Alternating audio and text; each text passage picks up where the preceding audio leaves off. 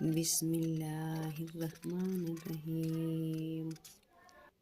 یہ ایک ایسی تقریر ہے جو ہماری پیاری ماں بہنوں نے بہت کم سنی ہوگی اور اس پر ضرور دھیان دیں، ضرور سے ضرور توجہ فرمائیں۔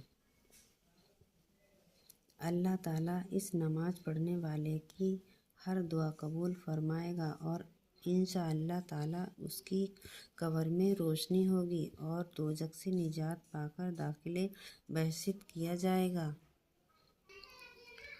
رسول خدا صلی اللہ علیہ وسلم کی پیاری باتیں، اگر کہیں غلطی ہو تو اس کے لیے سوری۔ راستے سچائی پر قائم رہو، سچائی میں نجات ہے۔ امانت داری، جس شخص میں امانت داری نہیں اس میں ایمان نہیں۔ پرہیزگاری، خدا کے نزدیک باعزت وہ ہے جو سب سے زیادہ پرہیزگار ہو۔ سادگی،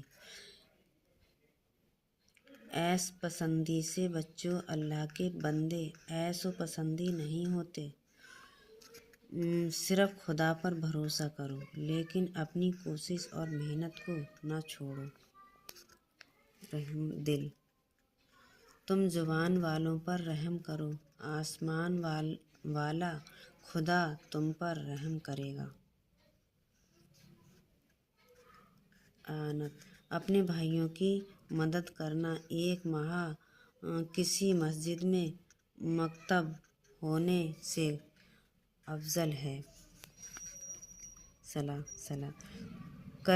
صلاح کرنی نماز اور صدقہ سے بہتر ہے۔ حکم، تم نے زیادتی قومی وہ ہے جو غصے میں اپنے آپ کو قابو میں رکھے اور قدرت ہوتے ہوئے بدلہ لینے سے درگزر کرے۔ تلاش، خدا کی تلاش میں بھٹکتے ہونے کی کوئی ضرورت نہیں، دیکھنے کی نظر سے دیکھو، خدا رگ سے زیادہ قریب تم کو ملے گا۔ بزرگ، خدا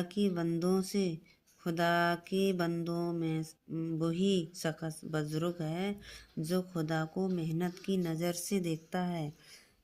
تقویت، ایمان، جس طرح زبان بال سے پاک ہے اسی طرح ایمان کو بے ایمانی سے پاک رکھنا چاہیے۔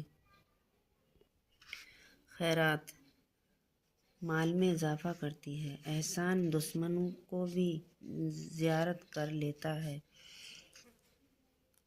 حقیقت یقین ماں کی ہے، حقیقت یقین ماں کی یقین کی ماں ہے، حقیقت یقین کی ماں ہے۔ ایسے ہے، انسان کا سب سے بڑا دشمن نفس ہے، جو اپنی ذاتی اصلاح نہیں کر سکتا اس سے دوسروں کی صلاح ممکن نہیں۔ خاموشی فضول گوئی سے بہتر ہے، محبت کے بغیر خوبصورتی ظاہر ہے۔ دل سے صفائی سب سے زیادہ خوبصورتی ہے۔